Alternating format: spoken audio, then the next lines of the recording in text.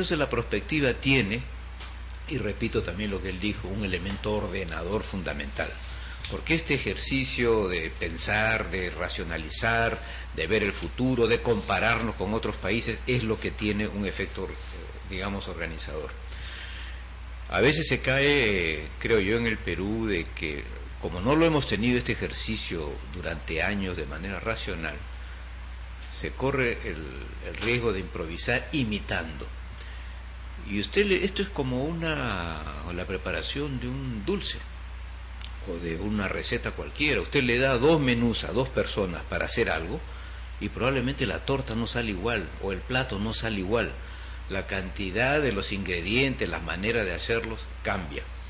No quiere decir que porque Irlanda alcanzó un desarrollo notable y nosotros copiamos el modelo de lo que hizo Irlanda, ya vamos a alcanzar el triunfo, ni tampoco igual como hizo Nueva Zelanda. Cada país tiene su particularidad. En el caso de nuestro país, ingeniero, ¿cuáles serían los puntos principales de poder iniciar, ¿no?, un planeamiento estratégico para poder justamente llegar a un buen rumbo dentro de 15, 20 años, que justamente queremos crecer como país? ¿Cuáles serían los principales?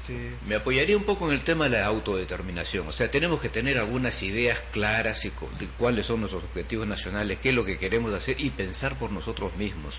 No, uno no puede colgarse así como se puede colgar al balcón de la historia o colgarse al modelo que hicieron los asiáticos o los europeos. No. Cada país que logra un desarrollo es porque internamente ha encontrado sus fortalezas, sus debilidades. O sea, eso es lo primero. Pensar organizadamente en el país para poder alcanzar objetivos importantes. Yo creo que eso sería uno. El otro tema es que haya una voluntad política decidida para este tema. Y no solamente del gobernante, sino en general de los partidos políticos, las clases políticas, las clases dirigenciales, la universidad, los gremios. Yo creo que acá es un componente fundamental.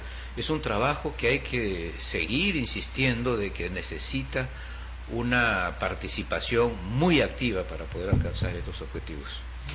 Bien, también se ha hablado durante los últimos años también lo que significa diversos planes, ¿no? Se ha hablado de Plan Perú 2021, el Colegio de Ingenieros, el Consejo Departamental tiene un Perú 2040.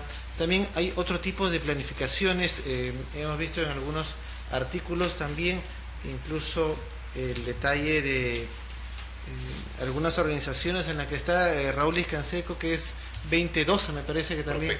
Prospectiva 2012. 2021. Son diversos metodologías quizás que aplican para buscar esos años de desarrollo. ¿Por qué llegan a esos límites? ¿Por qué ponen esas fechas, esos topes? ¿Qué significa, ingeniero Cheput? Bueno, primero que nada quiero agradecer al Colegio de Ingenieros el honor de estar junto al ingeniero Carlos Morelli, uno de los referentes de la ingeniería en el Perú. Yo lo que quisiera decir quisiera profundizar más allá de las organizaciones que existen, porque es comercial la organización del señor Raúl Díaz Canseco, que en nuestro país hay ejercicios que no son exitosos porque no hay una decisión política, como ha dicho el ingeniero Morelli, porque no hay un acompañamiento de la sociedad civil y hay poca participación del sistema universitario. Yo recuerdo con bastante pena la entrevista que le hizo el señor Jaime de Altaos al actual presidente del CEPLAN, Agustín Aya de la Torre, cuando le pregunta: ¿y no te parece soberbio que los ingenieros hagan un plan 2040 para cuando ya todos estemos muertos? Y el presidente del CEPLAN le dijo: sí, pues es un poco soberbio. Entonces yo me pongo a pensar, si eso piensa el presidente del CEPLAN, demuestra que no conoce lo que es el pensamiento de mediano y largo plazo. En esos momentos Francia tiene un plan 2075, la China 2100, y en el ámbito latinoamericano tenemos México 2050, Colombia 2030. En el caso chileno, Chile ya está viviendo los resultados de un plan que hizo hace cerca de 12 años, llamado el Plan Bicentenario. El salmón, el dominio del mar, etcétera, etcétera, todo es producto de un conjunto ordenado de acciones. En nuestro país, con Valentín Paniagua, se inició el proceso de las políticas de Estado. El Acuerdo Nacional tiene 31 políticas de Estado que, en conjunto con la academia peruana, los partidos políticos y la sociedad civil, se tradujeron en objetivos y metas. Pero ¿qué sucede? Ese plan, esas políticas de Estado, que deberían convertir a los gobiernos en distintas fases de un solo proyecto como nación, es superado por la coyuntura. O sea, ni siquiera nos acordamos de que existen estos objetivos y metas a un nivel de detalle. La meta nos permite medir el avance hacia el objetivo. La sumatoria de objetivos nos permiten ver si estamos cumpliendo o no con las políticas de Estado. Hay una política de Estado llamada de pensamiento estratégico y prospectiva, que exige en una de sus metas que esto se difunda a nivel inclusive colegial, de la primaria, más cerca de la cuna, para que uno tenga un pensamiento de largo plazo. Pero no se hace. Hay otro esfuerzo que hizo el Foro Educativo Nacional de un plan, el Proyecto Nacional Educativo, al cual tuve la oportunidad de asistir en enero del año pasado, y que luego se ha dejado de lado para evaluar a los profesores cada 6 meses. ¿Eso qué nos demuestra? Que hay un desorden que viene motivado por 3 razones fundamentales.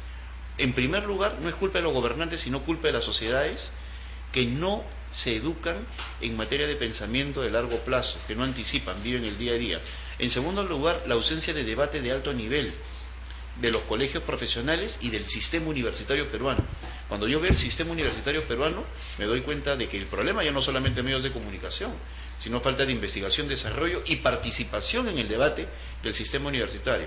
Y en tercer lugar, la falta de voluntad política de todos los gobernantes, y desde hace muchos años.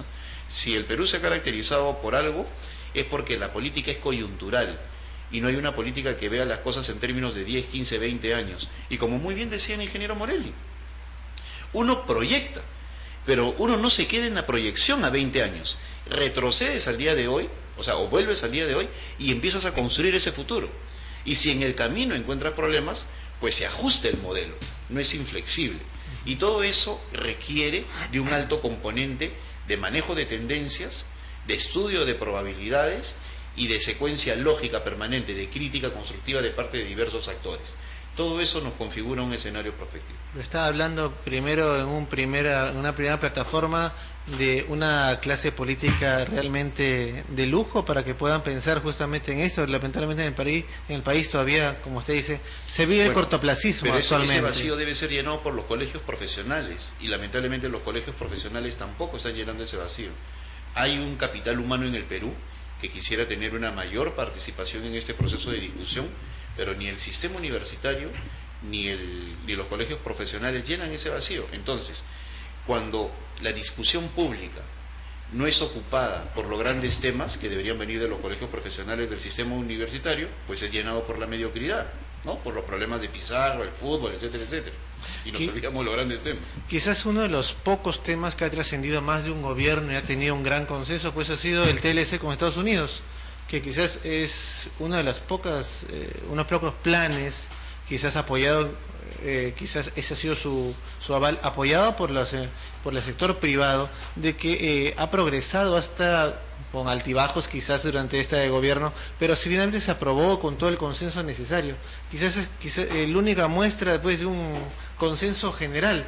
Eso es lo que nos faltaría, un consenso para poder avanzar en lo que significa el planeamiento estratégico. Ingeniero Morelli, hay muchos escenarios actualmente para trabajar. ¿Cuál sería el primer escenario a trabajar en nuestro país? Porque usted nos ha señalado hace unos minutos justamente que es de acuerdo a las fortalezas que demande nuestro país.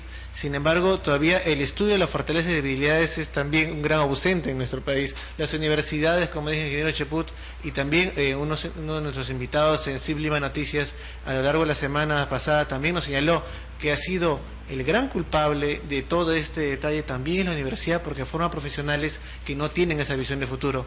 ¿Cuál sería nuestro primer punto? ¿Cuál sería nuestro primer paso para avanzar, ingeniero Morelli?